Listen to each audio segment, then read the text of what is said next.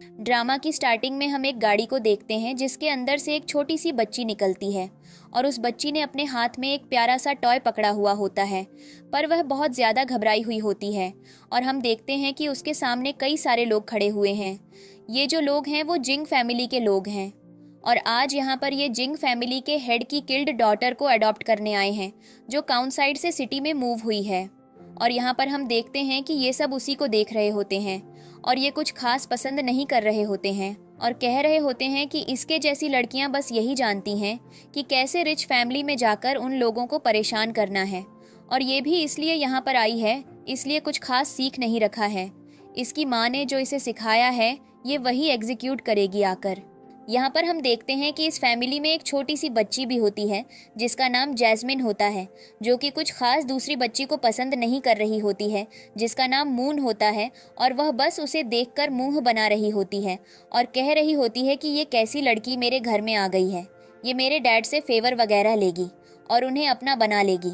इधर में दिखाया जाता है इस फैमिली के ग्रैंड पेरेंट्स को, जो कि साथ में बैठे होते हैं और बात कर रहे होते हैं कि वो लड़की थोड़ी देर में आने वाली है और जैसे ही वो यहाँ पर आए उसे अंदर लाया जाए। सबसे पहले वो चेक करेंगे कि वो उनकी फैमिली के लायक है या नहीं, और यही सारी बातें यहाँ पर हो रही होती हैं। और यहाँ पर हम देखते हैं इस बच्ची को, जो इन्हें सब लोगों को देखकर बहुत ज़्यादा नर्वस हो रही होती है। उसे समझ नहीं आ रहा होता है वो क्या बोले, क्योंकि ये सब लोग उसे एकदम गाँव के गंवार की तरह ट्रीट कर रहे होते हैं। अब हम देखते हैं आगे का सीन, जहाँ पर हमें फ्लैशबैक का सीन दिखाया जाता है कि ये बच्ची बिल्कुल भी अपनी माँ को नहीं छोड़ना चाहती थी, पर इसकी माँ एक बहुत ही भारी सफ़र कर रही थी। लास्ट के वक्त में उन्होंने डिसाइड किया कि वो अपनी डॉटर को अपने हस्बैंड के पास छोड़ देंगी ताकि उसे एक अच्छा फ्यूचर मिल सके। इतने साल काउंसाइड में बिताने के बाद अब वक्त आ गया था कि उसकी माँ इस दुनिया को छोड़कर कहीं दूर जाए। मून ये सारी चीज़ें बर्दाश्त नहीं कर पाती हैं और वो फूट फूट कर रोती है। अपनी माँ से रिक्वेस्ट करती है कि वो फैमिली में सरवाइव नहीं कर पाएगी, इसलिए उसे छोड़कर ना जाए, पर उसकी आंखों के सामने उसकी माँ की डेथ हो जाती है।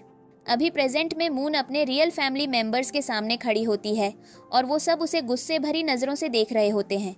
तभी हम देखते हैं कि जो मून होती है उसके सामने उसके फादर की लीगल वाइफ आती है, जो कुछ उसे खास पसंद नहीं कर रही होती, और वो कह रही होती है कि मैं तुम्हारे फादर की लीगल वाइफ हूँ और ये जो तुम लड़की मेरे साइड पर बैठी हुई देख रही हो इसका नाम जैस्मिन है, ये तुम्हारी स्टेप सिस्टर है। मून उनसे कहती है कि मेरी माँ ने मुझे बताया था कि जब मैं सिटी में जाऊंगी तो मैं अपने डैड से मिलूंगी, पर मेरे डैड किधर हैं? जिसको सुनकर जैस्मिन को बुरा लग जाता है और वो मून को पुश कर देती है और कहती है, खबरदार, जो उन्हें तुमने अपना डैड बोला वो सिर्फ मेरे डैड हैं। और यहाँ पर हम देखते हैं कि मून नीचे गिर जाती है और उसके हाथ में चोट लग जाती है, पर ये जो उसकी स्टेप मॉम होती है वो कुछ अपनी बेटी को नहीं बोलती है, उल्टा मूंग से कहती है तुम्हें ज़्यादा लगी तो नहीं, अपनी स्टेप सिस्टर के चाइल्डिश बिहेवियर को माइंड अप मत करना। जिस पर मून बड़ी सिस्टर की तरह अपनी बहन के स्टाइलिश बिहेवियर को माफ़ कर देती है और वो चुपचाप से अब अंदर जाने लगती है। जब मून अंदर आती है तो वो अपने फादर का बहुत बड़ा घर देखती है और उसे उसके ग्रैंड पेरेंट्स के सामने लाया जाता है, जो बस उसी का इंतज़ार कर रहे होते हैं और उससे कह रहे होते हैं, तो तुम आ गई हो तो क्या तुम्हें कोई आइडिया है कि किस फैमिली में कैसे रहते हैं? यहाँ पर हम देखते हैं कि जैस्मिन अपनी ग्रैंड मदर की बहुत ज़्यादा लाडली होती है। मून बोलती है, बिल्कुल, मुझे मेरे पेरेंट्स सब कुछ सिखाया है। उसके ग्रैंडफादर कहते हैं, तुम्हारे कपड़े इतने गंदे क्यों हैं? मून बोलती है, जिस दिन वो अपनी माँ के फ्यूनरल में गई थी तब से उसे टाइम नहीं मिला कि वो अपने कपड़े चेंज करे और उसे बुरा लग रहा है कि उसके ग्रैंडफादर को उसकी वजह से प्रॉब्लम हो रही है। वो उनके लिए माफ़ी मांगती है ग्रैंडफादर को और इतना हम्बल बिहेवियर देखकर बहुत बुरा लगता है। और वो कहते हैं, मैं समझ चुका हूँ कि इस लड़की ने बहुत कुछ फेस किया है, स्पेशली इसकी माँ ने। अब हम देखते हैं कि वो मून को बुलाते हैं और कहते हैं, हम तुम्हारे लिए कुछ गिफ्ट लेकर आए हैं। और वो मून को एक गिफ्ट देना शुरू कर देते हैं, जिस पर फैमिली के सभी मेंबर्स उन्हें ओल्ड मैन के ऊपर भड़काने लगते हैं और कहने लगते हैं कि एक जंगली लड़की अभी आई है और देखो तो कितनी लालची है, इसने ये गिफ्ट ले भी लिया है। जिस पर ग्रैंडफादर अब मून से पूछते हैं, क्या तुम ये नहीं जानना चाहोगी कि गिफ्ट के अंदर क्या है? मून बोलती है, मुझे उन सब बातों से फ़र्क नहीं पड़ता। मेरी माँ ने मुझे सिखाया है कि जब भी मुझसे कोई बड़ा मुझे कुछ गिफ्ट देगा तो मुझे उसे प्यार और रिस्पेक्ट के साथ लेना है, ताकि उस ओल्ड मैन को ये ना लगे कि मैं उसे रिस्पेक्ट नहीं कर रही हूँ, और शायद इसीलिए मैंने इस गिफ्ट को लिया है। भले ये गिफ्ट खाली होता पर मेरी तरफ से आपके डिसरिस्पेक्ट नहीं होनी चाहिए थी। ये बात सुनते ही ग्रैंडफादर मून के इस बिहेवियर से बहुत ज़्यादा इम्प्रेस हो जाते हैं और कहते हैं, सच में इस लड़की की बहुत अच्छी अपब्रिंगिंग की गई है। यहाँ पर हम देखते हैं कि बाकी लोग सोच रहे होते हैं कि मून चालाक है। वो ये सब कुछ ग्रैंडफादर और बाकी लोगों की नज़रों में अपनी इज्जत बनाने के लिए कर रही है। अब अगला सीन खाने के टेबल का होता है, जहाँ पर जैस्मिन जैसे ही खाने के टेबल पर जाती है वो खाने पर टूट पड़ती है। उसे फर्क नहीं पड़ता कि आसपास कौन बड़ा बैठा हुआ है, कौन छोटा बैठा हुआ है, और तभी वहाँ पर मून बैठी होती है।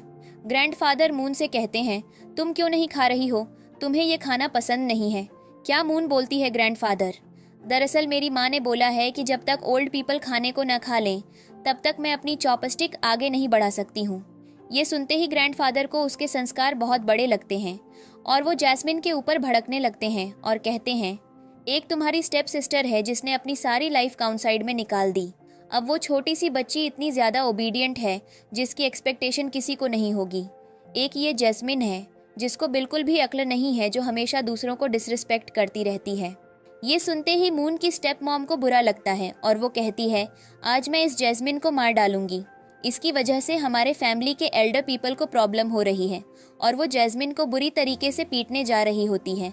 पर जो उसकी ग्रैंड मदर होती है वो जैस्मिन से बहुत ज़्यादा प्यार कर रही होती है और वो कहती है कि नहीं, ऐसा कुछ भी नहीं होगा। जैस्मिन बच्ची है, वो जो खाना चाहे वो खा सकती है और कोई भी उसे कुछ भी नहीं बोलेगा। जिस पर ग्रैंडफादर को गुस्सा आता है और वो सबसे कहते हैं, तुम्हारे लाड प्यार के चक्कर में ये लड़की इतनी ज़्यादा बिगड़ गई है। यहाँ पर हम देखते हैं कि अब सब खाना खाना शुरू कर देते हैं और इधर ग्रैंडफादर मून की तरफ देखते हैं और कहते हैं, बेटा, तुम्हें इन सब बातों का बुरा नहीं मानना चाहिए। तुम जल्दी से खाना खा लो, फिर मैं अपने घर के नौकर से बोलकर तुम्हारा रूम दिखाने के लिए ले जाऊंगा। और ये सुनते ही वो बहुत ज़्यादा एक्साइटेड हो जाती है। अब हमें अगला सीन दिखाया जाता है मून के पिता चेंग के ऑफिस का, जहाँ पर उसकी स्टेप मॉम नारू आती है और वह चेंग के लिए लंच बॉक्स लेकर आई होती है। चेंग उससे पूछता है, तुम यहाँ क्या कर रही हो? जिस पर वह बोलती है, मुझे यहाँ आना ही था क्योंकि तुम तो घर आते नहीं हो। तो मैं तो परवाह नहीं करती कि तुम्हारी वाइफ और तुम्हारी बेटी को इस फैमिली में कैसे ट्रीट किया जा रहा है। चेंग बोलता है, क्या हुआ? जिस पर नारू आग लगाना शुरू करती है। कहती है, और क्या होगा, जैसी वह लड़की है वैसे ही तुम्हारे फादर ने उसका गुणगान करना शुरू कर दिया और उसको जैस्मिन की जगह दे दी। उस लड़की ने जैस्मिन को बुरा भी कहा और उसके साथ बहुत तरीके से मिसबिहेव किया। और तुम्हें पता है सबसे बड़ी बात, ग्रैंडफादर ने उसे एक बहुत ही एक्सपेंसिव गिफ्ट दिया और वह छोटी सी लड़की इतनी ज़्यादा चालाक कि उसने बिना कुछ सोचे समझे उस गिफ्ट को अपने हाथ में ले लिया। नारू को लगता है कि वह पैसों की कितनी ज़्यादा भूखी है। यह सुनकर चेंग को गुस्सा आता है और उसे फ्लैशबैक का एक सीन याद आता है जो मून की माँ का होता है। वह सीन ये होता है कि जब चेंग मून की माँ से बहुत ज़्यादा प्यार करता था तो उसने कई बार उससे कहा कि वह उसे न छोड़े, वह उसका और उसकी बेटी का बहुत अच्छे से ध्यान रखेगा। पर मून की माँ ने यह प्रेफर किया कि वह उसे छोड़कर यहाँ से चली जाए क्योंकि अब उसके बस में यह सब चीज़ें नहीं थीं और यहाँ पर उसने चेंग के पिता से 2 करोड़ रुपए की डिमांड भी की थी। अब इन सब चीज़ों से लगता है कि उसकी बेटी भी उतनी लालची है, पर कहानी कुछ और होती है। यहाँ पर हमें पता चलता है कि मून की माँ ने चेंग को बस इसलिए छोड़ा था क्योंकि उसके पिता ने उसे रियलिटी चेक दिया था कि उसकी जैसी मिडिल क्लास लड़की जो एक कॉरपोरेट दुनिया में काम करती है वह उनकी फैमिली में कैसे एडजस्ट करेगी, और इसीलिए उन्होंने उसे छोड़ दिया था। यहाँ पर अब हम देखते हैं कि वह बुरी तरह से रो रही होती है लिफ्ट में, पर अभी प्रेजेंट में चेंग को इन सब चीज़ों से फ़र्क नहीं पड़ता और वह अपनी वाइफ के सामने कह रहा होता है कि मैं अपने पेरेंट्स से बोलूँगा कि मून को वापस कंट्री साइड छोड़ दिया जाए। अगले सीन में मून अपने पेरेंट्स और सबकी फैमिली फ़ोटो देख रही होती है और वह खुश हो रही होती है कि उसने अपने फादर की फ़ोटो देखी है और वह याद कर रही होती है कि कैसे उसकी माँ हर बार उसे इस चीज़ के बारे में बताती थी कि उसके फादर बहुत ज़्यादा काइंड एंड हम्बल हैं। तभी उसके सामने जैस्मिन बैठी होती है। वह मून से कहती है, यहाँ आकर मेरे सामने झुककर खड़ी हो जाओ। मून कहती है, ये बहुत ज़्यादा डिसरिस्पेक्टफुल है, मैं तुमसे बड़ी हूँ तो मैं अपने बड़ों से ऐसे बिहेव नहीं कर सकती। तभी हम देखते हैं कि वहाँ पर जैस्मिन के ग्रैंड पेरेंट्स के कुछ दोस्त आते हैं और यहाँ पर हम देखते हैं कि जैस्मिन जाकर उनसे लड़ने लगती है और उनसे गिफ्ट मांगने लगती है और उन्हें धक्का दे रही होती है। मून उसे समझाती है तो वह मून से भी उल्टा सीधा बोलने लगती है, लेकिन तभी वहाँ पर मून के ग्रैंडफादर आ जाते हैं जो जैस्मिन को बुरी तरह से डांटते हैं और कहते हैं, समझ नहीं आ रहा ये लड़की इतनी ईविल कैसे हो सकती है, इसे तो हमने इतने अच्छे से पालने की कोशिश की, जिस पर जैस्मिन बुरी तरह से रोने लगती है और यहाँ पर जो ग्रैंडफादर होते हैं वह जैस्मिन को एक थप्पड़ भी लगाने वाले होते हैं, लेकिन मून उन्हें रोक लेती है। तभी वहाँ पर उसकी ग्रैंडमदर आ जाती है। ग्रैंडमदर और ग्रैंडफादर के बीच में दोनों बच्चों को लेकर बहसबाजी हो जाती है और ग्रैंडमदर जैस्मीन को लेकर वहाँ से चली जाती है। अब यहाँ पर मून दादा की तरफ देख रही होती है। वह लोग घर से बाहर जाने वाले होते हैं। मून को मौसम थोड़ा बिगड़ा हुआ दिखाई देता है, इसलिए वह जल्दी से जाकर उनके लिए छाता ले आती है ताकि वह घर से आराम से निकल सकें। थोड़ी देर में वहाँ बारिश शुरू हो जाती है और वह घर से नहीं जा रहे होते हैं। और यहाँ पर हम देखते हैं कि मून का उदास चेहरा देखकर ग्रैंडफादर उसे प्रॉमिस करते हैं कि वह कभी भी उसे घर से बाहर नहीं जाने देंगे और वह हमेशा उसे यहीं रखेंगे और ना ही वह कभी उसे अबेंडन फील कराएंगे इस घर में। और ये सारी बात उसकी स्टेपमॉम नारू सुन लेती है। अब हमें अगला सीन दिखाया जाता है जहाँ पर मून अपनी ग्रैंडमदर के लिए जिंजर टी लेकर जाती है और उनके हाथ पैर दबाने लगती है। ग्रैंडमदर को लग रहा होता है कि मून यहाँ पर बटरिंग कर रही है, पर असल में मून को सच में अपनी ग्रैंडमदर की फिक्र होती है और वह अपनी ग्रैंडमदर से कहती है, आप ऐसा क्यों सोच रही हैं कि मैं लालची हूँ? दरअसल मैंने कल आपको अपने घर के कुछ नौकरों से बात करते हुए सुना था कि आपके बॉडी और घुटनों में बहुत ज़्यादा दर्द रहता है। मुझे थोड़ी मेडिकल की नॉलेज थी, इसलिए मैंने सोचा कि मैं आपके हाथ पैर दबा दूं आकर। यह बात सुनते ही मून की ग्रैंडमदर खुश हो जाती है। ग्रैंडमदर कहती हैं, तुम्हारी मेमोरी तो सच में तेज़ है, मैंने ये बात कल बोली थी। ठीक है चलो, तुम कर सकती हो ऐसा। मून धीरे धीरे करके उन्हें बॉडी मसाज देती है, लेकिन वह वहीं सो जाती हैं और उन्हें एक बहुत ही रिलैक्सिंग नींद आती है। अगले सीन में जब उनकी आंख खुलती है तो ऑरेंज उनका अच्छे से ध्यान रख रही होती है और वह मून के बिहेवियर से काफ़ी ज़्यादा इम्प्रेस हो जाती हैं। तभी हम देखते हैं कि घर की नौकरानी, जिसने मून की ग्रैंडमदर के रूम से एक बहुत ही एक्सपेंसिव जेड ब्रेसलेट चुराया होता है और ये सब करने के लिए उसे नारू ने पैसे दिए होते हैं और लालच दिया होता है कि उसका बेटा कॉलेज में पढ़ना चाहता है। नारू उसकी मदद करेगी उसके बेटे को कॉलेज तक पहुंचाने में, अगर वह मून को इस घर से निकालने में उसकी मदद करेगी। और यहाँ पर हम देखते हैं कि वह इस काम को अंजाम देने के लिए जा रही होती है। तभी हम देखते हैं कि ग्रैंडमदर और मून उस रूम में आ जाते हैं और उस लड़की को पकड़ लेते हैं और उससे कहते हैं, तुम दिन दहाड़े मेरे कमरे में कर क्या रही हो? साफ सफाई तो सुबह हो चुकी है, तो मैं आने की परमिशन नहीं है तब तक जब तक मैं तुम्हें न बुलाऊं। और वह उसके हाथ पीछे देख लेते हैं और कहते हैं, मुझे बताओ तुम्हारे हाथों में क्या है? जिस पर वह लड़की घबरा जाती है। मदर बहुत देर तक उससे उसके हाथों से वह चीज़ दिखाने के लिए बोलती है, जिस पर वह कुछ जवाब नहीं दे रही होती है। ग्रैंड मदर को गुस्सा आता है और वह कहती हैं, तो तुम मुझे नहीं बताओगी?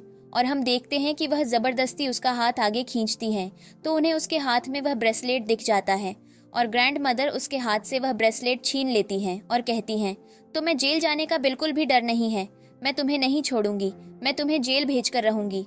जिस पर वह जो लड़की होती है वह उनके घुटनों पर झुक जाती है और कहती है, मुझे माफ़ करना, यह गलती से मेरे पास आ गया था। जिस पर अब मून और ग्रैंड मदर वह ब्रेसलेट को रखने जा रही होती हैं कि वह जो नौकरानी होती है वह पीछे से धक्का दे देती है और वह गिरने वाली होती है, पर मून बीच में आकर उन्हें बचा लेती है और उसके खुद के सिर में चोट लग जाती है। पर ग्रैंड मदर यह सब देखकर वहीं बेहोश हो जाती हैं। जिस पर अब वह जो नौकरानी होती है वह जोर जोर से शोर मचाकर सभी को इकट्ठा कर लेती है और सारा इल्ज़ाम मून के ऊपर डाल देती है कि उसने ओल्ड विमेन ने मून को यहाँ से कुछ सामान चुराते हुए देखा था और जब उन्होंने मून से सवाल किया तो मून ने उन्हें धक्का मारकर बेहोश कर दिया। अब यहाँ पर सभी लोग मून पर यकीन करने की जगह उस नौकरानी पर यकीन कर लेते हैं। मून रोती रहती है, गिड़गिड़ाती रहती है, पर कोई भी उसकी बात नहीं सुन रहा होता है। अगले सीन में हमें दिखाया जाता है कि ग्रैंड मदर को आराम से बिस्तर पर लिटाया गया है और वहाँ पर डॉक्टर को बुलाया गया है, पर ओल्ड विमेन को अभी तक होश नहीं आया होता है। तभी अचानक वहाँ पर ग्रैंडफादर आ जाते हैं। मून को यकीन होता है कि उसके ग्रैंडफादर ज़रूर उस पर यकीन करेंगे, इसीलिए वह ग्रैंडफादर की तरफ उम्मीद भरी नज़रों से देखती है और इमोशनल होकर। लेकिन तभी हम देखते हैं कि नारू बोलती है, अब यह नौकरानी सारी सच्चाई बताएगी कि आखिर यहाँ पर क्या हुआ था। और जिस पर वह नौकरानी बताना शुरू करती है कि दरअसल ओल्ड मैडम ने मून को उनके रूम में आकर कुछ चुराते हुए देखा था। जब उन्होंने उससे सवाल किया तो उसने उन्हें धक्का मार दिया और उसकी वजह से उन्हें इतनी समस्या हो गई है। यहाँ पर मून कहती है, ग्रैंडफादर मैंने ऐसा कुछ भी नहीं किया, ये लोग झूठ बोल रहे हैं। पर यहाँ पर कोई भी उसकी बात पर यकीन नहीं कर रहा होता है। वह रो रही होती है, गिड़गिड़ा रही होती है, पर कोई भी उसकी बात पर यकीन करने की बजाय सब उस नौकरानी पर यकीन कर लेते हैं और मून पर इल्ज़ाम लगाते रहते हैं। मून अपने ग्रैंडफादर से कहती है, आप मेरा यकीन करो, मैंने सच में कुछ नहीं चुराया है। और यहाँ पर हम देखते हैं कि वह जो नौकरानी होती है वह मून का बैग उठाकर लाती है और कहती है, सारा सबूत इसके अंदर मिलेगा। और हम देखते हैं कि जैसे ही वह मून का बैग उल्टा करती है, उसके अंदर से वह ब्रेसलेट निकल पड़ता है।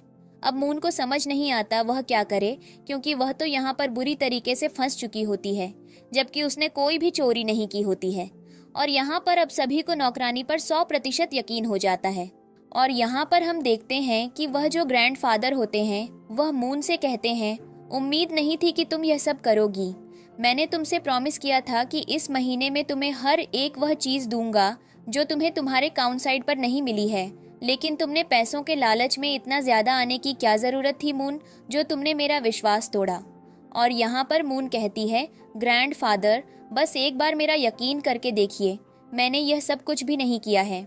यहाँ पर हम देखते हैं कि उसकी जो आंटी होती है, यानी कि उसके जो फादर की सिस्टर होती है, वह मून को आकर एक जोर का छांटा लगाती है और कहती है, यह बेवकूफ़ लड़की अभी भी झूठ बोल रही है, जबकि इसने इतना सब कुछ कर दिया है।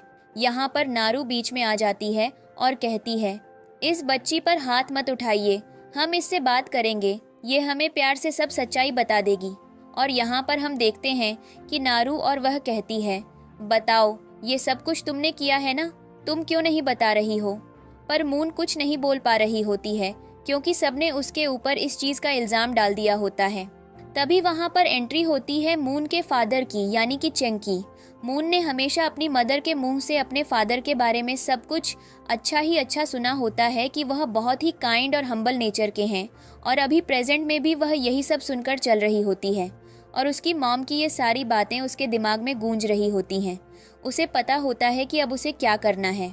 उसके फादर जो आते हैं सीधा उसकी मॉम को देखने लगते हैं। और यहाँ पर जो उसके फादर की सिस्टर होती है, यानी कि मून की आंटी, वह बोलने लगती है, देखा, मैंने बोला था कि इस काउंटसाइड गर्ल को यहाँ पर मत लाओ, ये सब कुछ इसकी वजह से हुआ है। और यहाँ पर हम देखते हैं कि मून अपने फादर के पास जाती है और उससे कहती है, डैड मेरा यकीन करो, मैंने ये सब कुछ नहीं किया है। जिस पर चंग उसके ऊपर भड़क जाता है और कहता है, शट अप, मुझे डैड बुलाने की हिम्मत मत करो, मैं तुम्हारा डैड नहीं हूँ, एक चोर लड़की का डैड नहीं हो सकता हूँ। और उसे धक्का मार देता है। और यहाँ पर हम देखते हैं कि वह बहुत ज़्यादा इमोशनल हो जाती है, वह रोने लगती है। फिर वह अपने ग्रैंडफादर की तरफ जाती है और कहती है, मेरा यकीन करो ग्रैंडफादर, मैंने यह सब कुछ नहीं किया है। जिस पर ग्रैंडफादर कहते हैं, बहुत हुआ, अब मैं तुम्हें इस घर में नहीं रहने दूंगा। जिस पर हम देखते हैं कि मून अब यकीन कर लेती है और यहाँ पर घर के नौकर को बुलाकर मून को धक्का देकर बाहर फेंकवा दिया जाता है। मून रोती रहती है, पर कोई भी उसकी बात पर यकीन नहीं करता। अब अगले सीन में हम देखते हैं कि वह जो ओल्ड विमेन होती है उसे होश आ जाता है और वह होश में आते ही मून के बारे में पूछती है कि मून किधर है। लेकिन सब कहते हैं कि उसने तो चोरी की थी। जिस पर वह अपनी डॉटर को एक जोर का छांटा लगाती है। और यहाँ पर वह जो घर की नौकरानी होती है, नारू के साए पर वह भागने लगती है, लेकिन तभी वह जो घर का गार्ड होता है उसे पकड़ लेता है। और अब यहाँ पर वह जो ओल्ड विमेन होती है वह सारी सच्चाई बता देती है कि उस बच्ची ने कोई भी चोरी नहीं की, उल्टा चोरी इसलिए की थी, इसलिए मुझे धोखा दिया। अगर आज वह नहीं होती तो शायद आज मैं यमराज के पास चली गई होती। इसने मुझे प्रोटेक्ट करने की कोशिश की है और उसने अपना सिर मेरी जगह दीवार में दे दिया। तुम सबने उसे घर से बाहर निकाल दिया। मैं तुम सबकी शक्ल नहीं देखना चाहती हूँ, मुझे वह मेरी ग्रैंड डॉटर वापस चाहिए। और यहाँ पर अब हम देखते हैं कि ग्रैंडफादर को भी पछतावा होता है, फैमिली के सभी मेंबर को पछतावा होता है। इधर मून जो घर छोड़कर खुद ही चली गई होती है, उधर उस नौकरानी को घर से बाहर निकाल दिया जाता है। और जब वह बाहर जा रही होती है तो नारू उसके पास आती है, उसे जोर का छांटा लगाती है और कहती है, एक चीज़ अपने दिमाग में रखना कि अगर तुमने अपना मुंह खोला तो तुम्हारा बेटा कभी कॉलेज नहीं जा पाएगा। इधर मून रोड पर दूसरे बच्चों के पेरेंट्स को देख रही होती है और वह बहुत ज़्यादा इमोशनल फील कर रही होती है कि इस वक्त उसके पास कोई भी नहीं है, वह क्या करे। और यहाँ पर हम देखते हैं कि उसे अपनी मॉम का वह इंसिडेंट भी याद आता है जब उसकी मॉम उसके लिए केक वगैरह लेकर आई होती है और वह उन्हें बताती है कि कैसे स्कूल में सब उसे घटिया और इलिजिटिमेट चाइल्ड होने का नाम दे रहे हैं। लेकिन उसकी मॉम उसे समझाती है और वह ऐसे करके कई सारे बच्चों को देखती है। इधर उसके ग्रैंडफादर और उसकी ग्रैंडमदर उसके लिए बहुत ज़्यादा इमोशनल हो रहे होते हैं कि आखिर वह कहाँ है और कहाँ मिलेगी उन्हें। और यहाँ पर उन्हें टेंशन हो रही होती है कि कहीं उसे किडनैप तो नहीं कर लिया गया। तभी वहाँ पर एक गाड़ी का आना होता है जिसमें से कुछ लोग निकलते हैं और वह मून को किडनैप कर लेते हैं। इधर चंग मून को ढूंढने के लिए आता है और वह गाड़ी के पास भी जाता है, पर वे लोग मून को अपने कोट से छुपा लेते हैं। चंग उसके जूते तो देख लेता है पर उसे यकीन नहीं होता। और तभी वहाँ पर ग्रैंडफादर का आना होता है जो उसके आसपास सारी गाड़ियाँ रुकवा देते हैं और उसे गाड़ी के अंदर से मून को निकालते हैं। और यहाँ पर उन्हें मून को ऐसी बुरी हालत में देखकर बहुत ज़्यादा पछतावा होता है कि ये सब कुछ उनकी वजह से हुआ। वह जो छोटी सी बच्ची थी वह उनकी वजह से इतनी ज़्यादा परेशान हुई है। और अब चंग भी मून के पास आता है और वह कहता है, मुझे माफ़ कर दो, मैंने तुम्हारे ऊपर शक किया, प्लीज़ रोना बंद करो। और अब हम देखते हैं आगे की कहानी, जहाँ पर मून के ग्रैंडफादर चेंग से बोलते हैं, अब यहाँ खड़े खड़े क्या तमाशा देख रहे हो, जाकर इन गुंडों को ठिकाने लगाओ जिन्होंने तुम्हारी बेटी को किडनैप करने की कोशिश की है, और यहाँ तमाशा मत करो। और हम देखते हैं कि वह मून की तरफ देखते हैं और कहते हैं, मुझे बहुत ज़्यादा पछतावा हो रहा है बेटा कि मैं इतनी ज़्यादा देर से आया, और अगर उस समय मेरा थोड़ा भी दिमाग काम करता तो शायद मैं सीसीटीवी फुटेज चेक करता। और वह मून को लेकर गाड़ी में बैठ जाता है। इधर चेंग जाकर उसको बुरी तरह से मारता है और पुलिस को बोल देता है कि इन्हें यहाँ से लेकर जाओ, इनकी हिम्मत कैसे हुई मेरी बेटी को किडनैप करने की। और यहाँ पर हम देखते हैं कि जो मून के ग्रैंडफादर होते हैं वह उसे गाड़ी के अंदर बिठा लेते हैं और ड्राइवर से कहते हैं, सीधा घर चलो। जिस पर चेंग पीछे से कहता है, डैड मैं घर वापस कैसे आऊँगा, एक ही गाड़ी थी, उसे भी आप ले गए। जिस पर अब मून ग्रैंडफादर से कहती है कि ग्रैंडफादर डैड तो बाहर रह गए, वह घर कैसे आएंगे। जिस पर ग्रैंडफादर कहते हैं, कुछ बातें हैं जो घर में अकेले में होनी चाहिए। और अब हम देखते हैं कि यहाँ पर मून की ग्रैंडमदर बहुत ज़्यादा टेंशन में बैठी होती है, लेकिन तभी उनकी नज़र मून पर पड़ती है जो वहाँ पर आ जाती है। नारू सबसे पहले उठकर वहाँ पर आती है, जबकि ये किडनैपिंग भी उसने करवाई होती है। और वह रिंग से कहती है, थैंक गॉड तुम ठीक हो, मैं तो बहुत ज़्यादा टेंशन में आ गई थी। इधर मून भागती हुई अपनी ग्रैंडमदर के पास जाती है और यहाँ पर हम देखते हैं कि उसकी ग्रैंडमदर उसको थैंक यू बोलती है और कहती है, देखा मैंने बोला था ये बच्ची बहुत ज़्यादा अच्छी है, देखो इसका चेहरा कैसे लाल पड़ गया है, तुम्हारे डैड को आ जाने दो। उसके बाद हम एक बहुत ही बड़ी अनाउंसमेंट करेंगे, शायद उसे चीज़ से कुछ दिक्कत नहीं होगी। इधर चेंग की सिस्टर भी और इंच से माफ़ी मांगती है और सभी लोग उससे कहते हैं कि वह दोबारा उससे कुछ भी नहीं बोलेंगे, वह सच में एक बहुत अच्छी बच्ची है। अब यहाँ पर हम देखते हैं कि सभी लोग मून की तरफ देख रहे होते हैं प्यार भरी नज़रों से, पर नारू अभी भी उसे गुस्से से देख रही होती है। लेकिन तभी वहाँ पर उसके ग्रैंडफादर कहते हैं कि मैंने डिसाइड किया कि मून को हम फैमिली ट्री में इंक्लूड करेंगे और उसे अपनी फैमिली में एक जगह देंगे। जिस पर नारू बोलती है, क्या अभी तक जैस्मिन तक को फैमिली ट्री में इंक्लूड नहीं किया गया है? और यहाँ पर मून को एकदम से फैमिली ट्री में इंक्लूड कर दिया गया है। तब तक वहाँ पर चेंग आ जाता है, चेंग आकर और इन सब से माफ़ी मांगता है। मून उसे माफ़ कर देती है। और यहाँ पर अब हम देखते हैं कि ग्रैंडफादर के अनाउंसमेंट से चेंग को थोड़ी प्रॉब्लम तो होती है कि अभी एकदम से उसको फैमिली ट्री में इंक्लूड करने की क्या ज़रूरत है डैड। लेकिन ग्रैंडफादर कहते हैं कि जो अनाउंसमेंट मैंने अब भी कर दी है बस वह हो चुकी है, मुझे किसी में भी किसी का इंटरप्शन नहीं चाहिए। अगले सीन में हम जैस्मिन को देखते हैं जिसने अपने हाथ पर गर्म पानी गिरा दिया होता है और वह छोटे बच्चों की तरह बुरी तरह से रो रही होती है। लेकिन तभी वहाँ पर चंग और उसकी मदर आ जाते हैं। नारू कहती है, पता नहीं जैस्मिन को आजकल क्या होता जा रहा है, जब से मून आई है कोई भी उस पर ध्यान नहीं देता, हमेशा चुपचाप वह अकेली बनी रहती है। मुझे लगता है कि इस फैमिली को मेरी बेटी और मेरी ज़रूरत नहीं है। जिस पर चंग उसे समझाता है कि ऐसा कुछ भी नहीं है और अब वह अपनी बेटी का अच्छे से ध्यान रखेगा और वहाँ से ले जाता है। अगले सीन में जैस्मिन अपने ग्रैंड पेरेंट्स के साथ पेंटिंग कर रही होती है।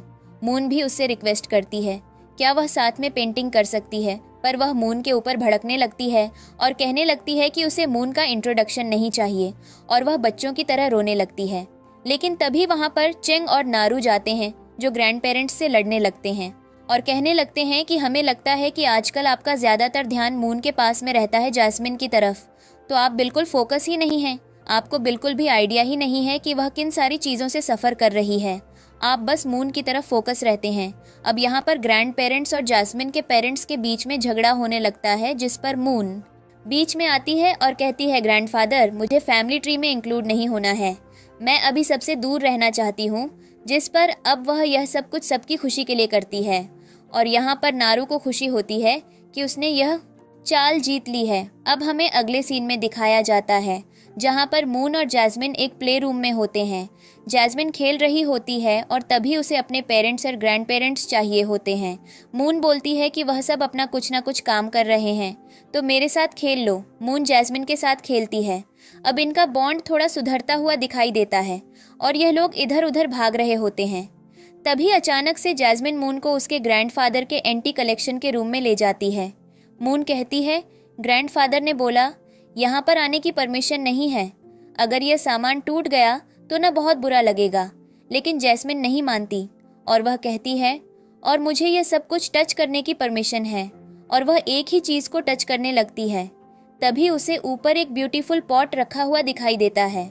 मून मना करती है, पर जैस्मिन जबरदस्ती पॉट को नीचे लाने की कोशिश करती है और वह सारे पार्ट्स नीचे गिरने वाले होते हैं कि मून उसके पास पहुंच जाती है, जैस्मिन को कवर कर लेती है और वह सारे जैस्मिन की जगह मून की बैक पर गिर जाते हैं और उसे चोट आ जाती है।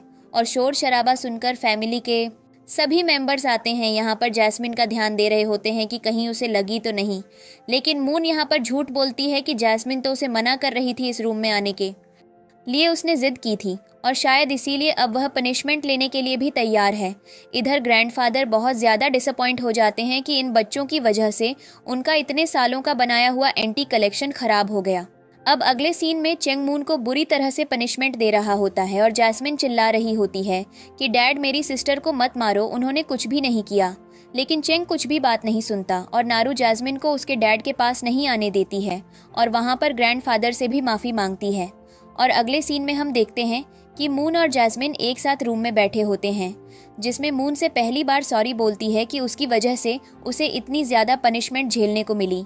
उसने सबको सच्चाई क्यों नहीं बताई, जिस पर मून कहती है कि वह उसकी बड़ी बहन है, इतना तो उसके लिए कर सकती है। और वैसे भी उसकी फैमिली में उसकी मॉम ने उसे सिखाया था कि रिश्तों को अच्छे से संभाल कर रखना चाहिए, वरना वह टूट जाते हैं। और वह उसे बहुत ज़्यादा प्यार करती है। जिस पर जैस्मिन बोलती है कि मुझे इनसिक्योरिटी थी कि कहीं आप घर में सबकी फेवरेट ना बन जाओ और कोई मुझे इग्नोर करने लगेगा तो मुझे अच्छा नहीं लगेगा। जिस पर मून उसे समझाती है कि तुम्हें पता है तुम इस घर में सबसे ज़्यादा डियर हो, तो सब तुमसे कितना प्यार करते हैं, तो मैं तुम्हारी जगह कभी भी नहीं ले सकती हूँ। जिस पर जैस्मिन उसकी बात समझ जाती है और कहती है, मेरे पास और भी टॉयज़ हैं, मैं उनको लेकर आती हूँ। इधर चेंग बाहर खड़ा खड़ा यह सारी बातें सुन रहा होता है। उसे पछतावा होता है कि उसने मून की कोई भी बात नहीं सुनी और उसे बुरी तरह से पनिश किया। इसलिए वह भागकर सीसीटीवी फुटेज चेक करता है, जिससे उसे सच्चाई पता चलती है और उसे पता चलता है कि मून की बैक पर भी इंजरी है और वह सो रही होती है। लेकिन तभी उसे वहां पर मून के पास एक रैबिट नज़र आता है, जिसको देखकर उसे याद आता है कि रैबिट तो उसने मून की मदर को उनकी पहली डेट पर गिफ्ट किया था, जिसको ऑरेंज ने अभी भी संभाल कर रखा है।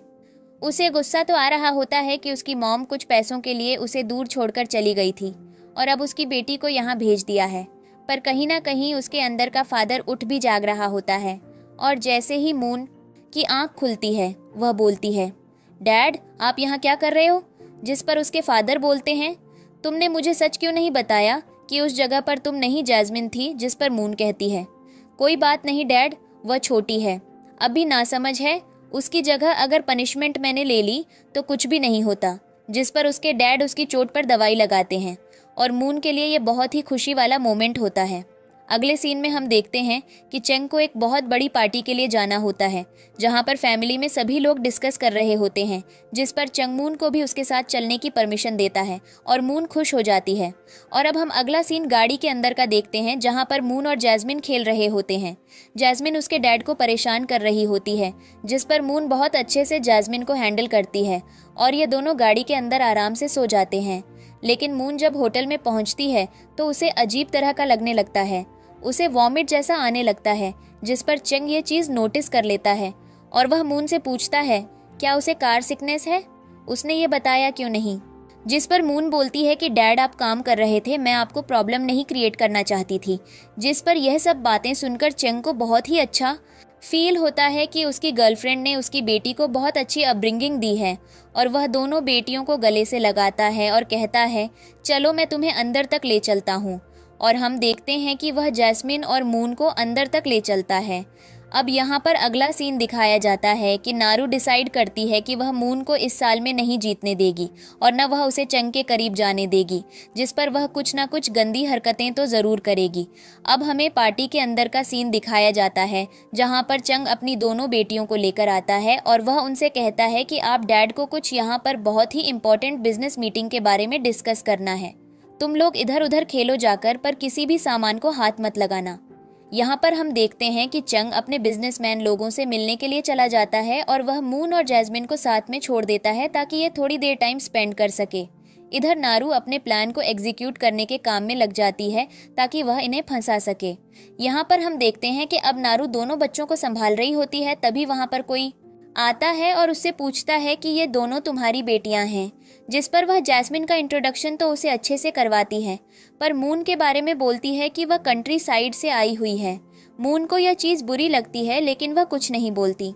अब अगला सीन देखते हैं जहां उसी होटल में रेस्टोरेंट के पास में एक ओल्ड मैन को एक बहुत ही यंग मैन बुली कर रहा होता है, और वह जो ओल्ड मैन होता है वह अपनी बेटी को कॉल करने की कोशिश करता है क्योंकि उसने अभी तक खाने का बिल पे नहीं किया होता है। वह ओल्ड मैन से कह रहा होता है कि तुम यहाँ बस खाना लूटने के लिए आए थे और तुम्हारा यह प्लान कामयाब हो गया, अब मैं पुलिस को बुलाऊंगा। मून ये सब सुनती है और उसके पास जाती है और कहती है ओल्ड मैन को परेशान करना बंद करो, मुझे बताओ इसका कितना बिल हुआ है।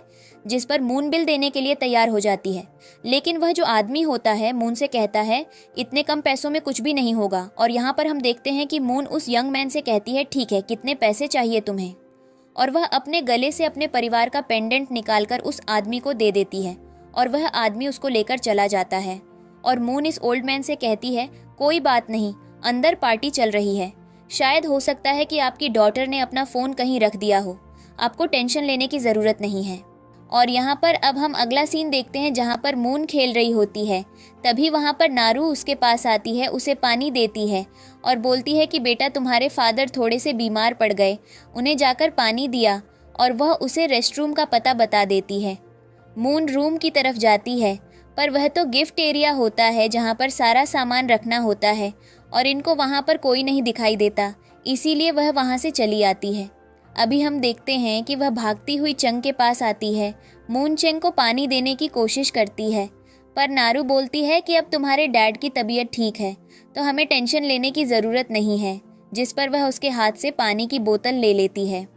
तभी हम देखते हैं कि वहाँ पर जो बिजनेस वूमन होती है वह फ़ोन पर बात कर रही होती है। उसके पास उसकी असिस्टेंट आती है, जैसे बताती है कि इस पार्टी में जो गिफ्ट रूम था जिसमें एक्सपेंसिव ज्वेलरी और बाकी सारा सामान रखा था, उसमें किसी ने एंट्री मारी है, इसीलिए वहाँ से एक ज्वेलरी गायब हो रखी है।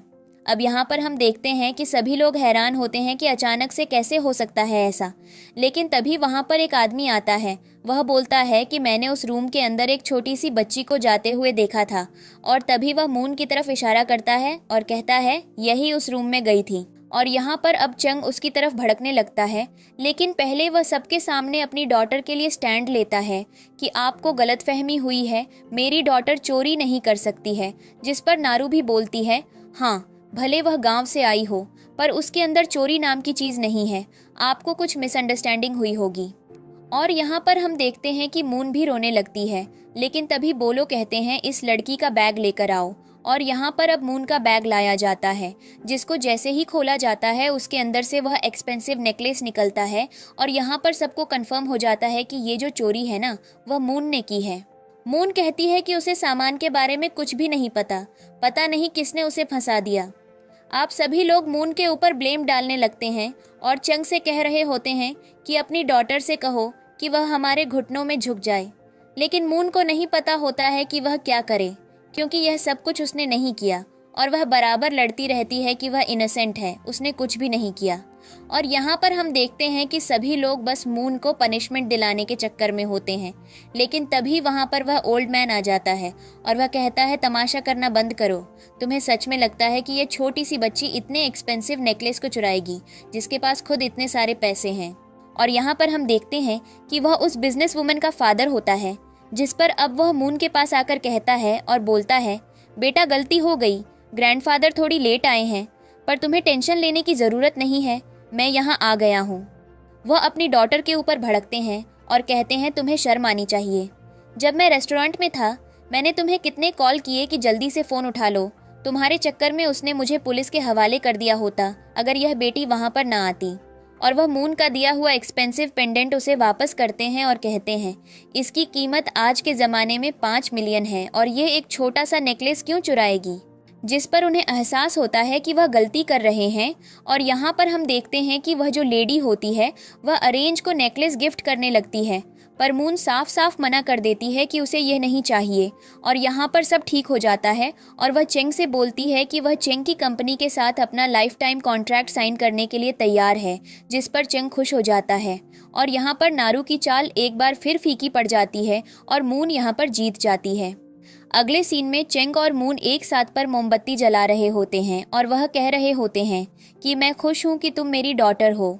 और अब यह लोग सीधे घर आ जाते हैं, जहाँ पर नारू की बेटी आकर सबसे पहले खाने पर फोकस कर देती है, पर मून सभी ग्रैंड पेरेंट्स को अपने लाए हुए गिफ्ट देती है और कहती है कि उसके लिए इससे ज़्यादा एक्साइटमेंट की बात कुछ भी नहीं हो सकती।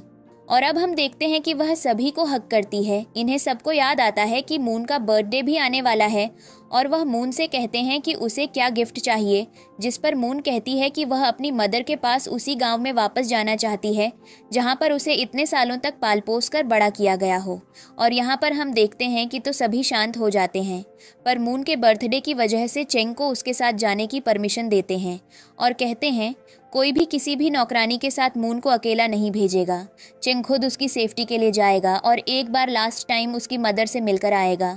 और अब यह लोग तैयार हो जाते हैं। अगले सीन में चेंग मून के साथ गांव जा रहा होता है, जिस पर नारू चेंग के पास आती है और कहती है, तो तुम सच में ये कर रहे हो, तुम उसके साथ गांव जा रहे हो, जिस पर चेंग उसे इग्नोर कर रहा होता है। नारू बोलती है, तो मुझे इग्नोर क्यों कर रहे हो। चेंग बोलता है, मैंने वह सीसीटीवी फुटेज देख लिए हैं और मुझे समझ आ गया कि वह चोरी तुमने की थी। जिस पर नारू रोते हुए पैरों पर गिर जाती है और कहती है, मैं थोड़ा बहक गई थी, मुझे लगा कि इन सब चीज़ों के बाद तुम मुझे इग्नोर कर दोगे, पर अब मैं मून को अपनी बेटी की तरह ट्रीट करूंगी। जिस पर चंग बोलता है, बहुत हुआ तमाशा, अपनी बकवास बंद रखो और यहाँ से जाओ। और अगले सीन में हम देखते हैं कि चंग मून के साथ उसके गांव आ जाता है। मून यहाँ पर गांव में आकर सभी से अच्छे से मिलती है और उसके बाद वह चंग को घर के अंदर ले जाती है, एक एक फ़ोटो दिखाने की कोशिश करती है, पर चंग अभी भी उसकी मॉम से बहुत ज़्यादा नाराज़ होता है और इसीलिए वह मून को छोड़कर वहाँ से चला जाता है। तभी विलेज हेड की महिला देख लेती है कि जो चंग है वह मून को अकेला छोड़कर बाहर घूमने चला गया है, जिस पर उसे लगता है कि वह यहाँ पर मून को अपनी फैमिली से निकालकर हमेशा के लिए यहीं छोड़ने आया है। इसीलिए वह गांव के साथ मिलकर चंग को सताने की प्लानिंग बनाती है। सबसे पहले हम देखते हैं कि चंग जब गांव में घूम रहा होता है तो उसके पीछे एक बहुत ही खतरनाक कुत्ते को छोड़ दिया जाता है, लेकिन तब तक मून जाकर उसे प्रोटेक्ट कर लेती है। फिर वह बहाने से मून को वहां से ले जाते हैं और विलेज हेड चेंग को अपने घर की तरफ ले जाता है, जिसमें सभी विलेजर आकर अब चेंग को चारों तरफ से घेर लेते हैं और उसे मारने के लिए जा रहे होते हैं। और यहाँ पर वह कह रहे होते हैं कि तुम्हारी हिम्मत कैसे हुई पहले मून की मॉम को छोड़ने की, अब तुम मून को अबैंडन करने आए हो। जिस पर चेंग बोलता है, मून की मॉम को मैंने नहीं छोड़ा था, उल्टा उसने हमसे बहुत सारे पैसे लिए थे। अब यहाँ पर हम देखते हैं कि चेंग को बोलो बताते हैं कि अगर उसने बहुत सारे पैसे लिए थे तो इतनी डिफिकल्ट लाइफ क्यों जीती। जब तुम्हारी बेटी का जन्म हुआ था उसके पास दूध पिलाने के भी पैसे नहीं थे, वह पाउडर से अपनी बेटी का गुजारा कर रही थी। इस चीज़ पर तुम क्या कमेंट करोगे। और यहाँ पर चेंग को एहसास होता है कि मून की मॉम ने कुछ भी पैसे नहीं लिए थे। तब तक वहाँ पर मून खुद आ जाती है और वह अपने डैड को प्रोटेक्ट करती है। और अगले सीन में चेंग सभी विलेजर्स के साथ बैठा होता है और यहाँ पर वह सबके साथ मिलकर ड्रिंक कर रहा होता है और वहाँ पर सभी के साथ मिलकर वह बात करता है, जहाँ पर उसे पता चलता है कि सच में मून की मॉम ने उसे बड़ा करने में बहुत ज़्यादा स्ट्रगल किया है। और यहाँ पर चेंग को सारी सच्चाई पता चल जाती है और वह ब्लेजर्स के साथ भी घुल मिल जाता है और सब भी उसके साथ मिलकर एंजॉय करते हैं। अगले सीन में मून चेंग को घर ले जाती है और उसे बैठाती है और आराम करने के लिए बोलती है क्योंकि वह बहुत ज़्यादा नशे में होता है, जिस पर चेंग उसे कहता है सब ठीक है, तुम टेंशन मत लो। तभी उसे वहाँ पर एक बुक दिखती है जो कि एक एल्बम होती है, मून और उसकी मॉम की मेमोरीज की। पहले तो मून एल्बम दिखाने से मना करती है, पर चेंग के बोलने पर मून उसे वह एल्बम दिखा देती है, जिस पर चेंग खुश हो जाता है। अब हम देखते हैं कि यहाँ पर चंग को मून के बचपन की फ़ोटो देखकर बहुत कुछ याद आता है और उसे लगता है कि उसने अपनी बेटी का बचपन बहुत बुरी तरह से मिस कर दिया है। उसे इन सब मोमेंट्स में उसके साथ होना चाहिए था। अब ये दोनों साथ में सो रहे होते हैं, जहाँ पर चंग अपनी बेटी से क्वेश्चन करता है कि इतने सालों में कभी भी उसने अपने डैड से नफरत की क्या, जिस पर मून साफ साफ मना कर देती है और कहती है मॉम ने हमेशा उसके डैड के बारे में सिर्फ अच्छी अच्छी बातें बताई हैं और ये भी बोला है कि उसकी एक फैमिली है जो उसे हमेशा बहुत प्यार करेगी, और वह चीज़ें हमेशा सच में हैं। और इधर हम देखते हैं नारू को, जिसको मून और चेंग के रिलेशनशिप के बारे में पता चल जाता है कि अब वह दोनों एक दूसरे के क्लोज आ गए हैं। और नारू बहुत ज़्यादा टेंशन में आ जाती है क्योंकि पहली बार ही वह खुशी गलती में पकड़ी गई है और उसके बाद अब एक बार फिर उसके साथ यही सब कुछ होने वाला है। अगर चेंग को पता चल गया कि मून जैस्मिन से बेहतर है तो कहीं वह नारू को छोड़ न दे, और नारू ये सारी चीज़ें अपने जासूस के जरिए पता लगा रही होती हैं। और इसलिए अब वह किसी किडनैपर को कॉल करती है और कहती है मैं चाहती हूँ कि तुम मून को इस दुनिया से गायब कर दो, उसे किडनैप कर लो। और वह किडनैपर भी अब नारू की बात मान जाता है और वही करने के लिए तैयार होता है जो नारू ने उससे बोला होता है। अब हम अगला सीन देखते हैं जहां पर चंग और मून एक साथ घर में होते हैं और जहां पर अकेला बैठकर चंग मून और उसकी मॉम की फ़ोटो देख रहा होता है और उन सारे मोमेंट्स को याद कर रहा होता है जो उसने उसकी मॉम के साथ बिताए थे। और तभी उसे वहां पर एक डायरी दिखाई देती है और वह डायरी देखकर वह दिन याद करने लगता है, जहां पर उसे पता चलता है कि इस डायरी के अंदर मून की मॉम अपनी हर एक चीज़ लिखती थी। और अब चंग उस डायरी को निकालकर पढ़ने लगता है, जहां पर उसे सारी सच्चाई पता चलती है कि मून की मॉम ने कभी भी उसकी मॉम से कुछ पैसे लिए ही नहीं थे, बल्कि स्टेट में उसने झूठ बोला था। जब उसकी मॉम की मुलाकात मून की मॉम से हुई थी तब उसकी मॉम ने कुछ फैमिली स्टेटस की बात की थी, जिस पर मून की मॉम को एहसास होता है कि अगर चंग अपने कम फैमिली स्टेटस वाली लड़की से शादी करेगा तो वह फैमिली हेड होने की अथॉरिटी खो देगा, और इसलिए उसने इतना बड़ा बलिदान दिया। अब चंग बहुत ज़्यादा रिग्रेट कर रहा होता है कि उसकी वजह से हमेशा वह मून की मॉम से नफरत करता रहा, जबकि उसे पूरी बात पता नहीं थी। और वह बस बहुत ज़्यादा इमोशनल हो जाता है कि इन सारे सालों में अगर वह चाहता तो मून की मॉम को सपोर्ट करता रहता, पर उसने ऐसा नहीं किया और उसे बहुत ज़्यादा बुरा लग रहा होता है और वह रोने लगता है। तभी वहाँ पर मून आ जाती है और वह कहती है डैड आपको क्या हुआ, जिस पर चंग उसके सामने एकदम शांत हो जाता है और कहता है क्यों ना हम तुम्हारी मॉम से मिलने चलें, जिस पर मून तैयार हो जाती है। और अगले सीन में हम देखते हैं कि वह अपनी मॉम से मिलने के लिए जा रही होती है और बहुत सारी बातें कर रही होती है। तभी उसे लगता है कि उन्हें कोई फॉलो कर रहा है, पर उसके डैड बोलते हैं कि हो सकता है कि कोई गाँव वाला हो या देख रहा हो कि मैं तुम्हें अच्छे से ट्रीट कर रहा हूँ या नहीं, जिस पर अब मून चुपचाप अपने डैड के साथ जाने लगती है। और इधर हम देखते हैं कि वह कोई और नहीं, नारू का भेजा हुआ किडनैपर होता है, जहां पर उसे मून की फोटो मिल जाती है। वह नारू को बता देता है कि जिस लड़की को तुमने ढूंढने के लिए बोला था वह मुझे मिल गई है। इधर चेंग और मून उसकी मॉम के पास पहुंचते हैं, जहां पर मून इमोशनल हो जाती है और कहती है मैंने अपनी मॉम से प्रॉमिस किया था कि जब मैं यहाँ आऊँगी तो मैं बिल्कुल भी नहीं रोऊंगी और बहुत ज़्यादा खुश रहूंगी, पर अभी शायद मैं ये प्रॉमिस निभा नहीं पा रही हूँ। जिस पर चेंग उसे समझाता है कि तुम बच्ची हो, तुम्हारी मॉम इस चीज़ के लिए तुम्हें माफ़ कर देंगी। अब हम देखते हैं कि मून कहती है डैड माउंटेन पर कुछ फ्लावर्स होते हैं जो मेरी मॉम को बहुत ज़्यादा पसंद हैं, मैं वे फ्लावर्स लेने जा रही हूँ, आप तब तक मॉम से अकेले में बातें कीजिए। इधर हम देखते हैं कि चंग मून की मॉम से माफ़ी मांगता है इतने सालों तक उसे गलत समझने के लिए, और साथ में वह उसे थैंक यू बोलता है इतनी समझदार और प्यारी सी बेटी देने के लिए। इधर मून अपनी मॉम के लिए फ्लावर तोड़ रही होती है और इधर चेंग ये सारी बातें कर रहा होता है, लेकिन तभी अचानक से वह पीछे मुड़ता है तो मून वहाँ पर नहीं होती, क्योंकि वह किडनैपर उसे किडनैप करके ले गया होता है। और यहाँ पर अब चेंग इधर उधर चिल्लाता रहता है कि मून तुम किधर हो, लेकिन उसे किसी का पता नहीं चल रहा होता है। अब सारे ब्लेजर्स मिलकर मून को इधर उधर ढूंढ रहे होते हैं और ये चीज़ चेंग के फादर तक भी पहुंच जाती है। उन्होंने अपने सारे गार्ड्स को मून को ढूंढने में लगा दिया होता है और उनसे बोला होता है कि किसी भी कीमत पर मेरी ग्रैंड डॉटर को कहीं से भी ढूंढ के लाओ। इधर नारू को ये सारी चीज़ों की खबर मिलती है और उसकी नौकरानी उसे बताती है कि आप टेंशन मत लीजिए, बॉस ने सिटी के हर एक इंसान को बस मून मैडम को ढूंढने के लिए लगा दिया है। अब नारू उनके किडनैपर्स को कॉल लगाती है और कहती है, मैंने तुमसे बोला था ना कि इस लड़की को ऑर्फनेज हाउस में छोड़ना, और तुम इसे अपने पास में रखे हुए हो। इसे तुम्हें कुछ भी फायदा नहीं होगा। जिस पर उनका किडनैपर का दिमाग कुछ और ही चल रहा होता है। वह नारू से कहता है, तुमने तो बस एक चीज देखी है, मैंने तो बहुत कुछ देखा है। मैं इसके फादर को ब्लैकमेल करूंगा और उनसे कई सारे पैसे लूटूंगा और इस लड़की को मारकर उसके घर वालों के पास वापस छोड़ दूंगा। यह बात सुनते ही नारू टेंशन में आ जाती है और उसे एहसास होता है कि उन किडनैपर्स ने उसके साथ धोखा कर दिया। नारू मना करती है कि तुम लोग ऐसा कुछ भी नहीं करोगे, पर वे जो किडनैपर्स होते हैं वे नारू की बात न मानकर उसका फ़ोन काट देते हैं और उसे स्विच ऑफ कर देते हैं। अब नारू बहुत ज़्यादा इमोशनल होती है। इधर मून ने रो रो कर अपना बुरा हाल कर रखा होता है और उसे समझ नहीं आता वह क्या करे, क्योंकि अब वह बहुत ज़्यादा खतरे में पहुंच चुकी होती है और इन किडनैपर्स ने उनमें से एक को उसे हर्ट भी किया होता है। इधर हम देखते हैं कि चंग इधर उधर सबको ढूंढ रहा होता है। इधर नारू की मुलाकात चंग से होती है। चंग उससे कहता है, मैं जानता हूँ कि तुम बुरी इंसान नहीं हो और तुम्हें भी मून की फिक्र है, पर मून ज़रूर मिलेगी हमें। और नारू के दिमाग में यही चल रहा होता है कि जब चेंग को पता चलेगा कि इन सब चीज़ों के पीछे उसका हाथ है तो वह क्या करेगा। इधर हम देखते हैं कि जो मून की सिस्टर जैस्मिन होती है वह भी उसके लिए बहुत ज़्यादा परेशान होती है और वह अपनी मॉम से बार बार मून को बचाने जैसी बातें कर रही होती है। और यहाँ पर उसकी मॉम भी टेंशन में आ जाती है कि अगर मून को सच में कुछ हो गया तो उसके फैमिली मेम्बर्स उसे नहीं छोड़ेंगे और उसने बहुत बड़ा रिस्की कदम उठाया है जो उसे नहीं लेना चाहिए था।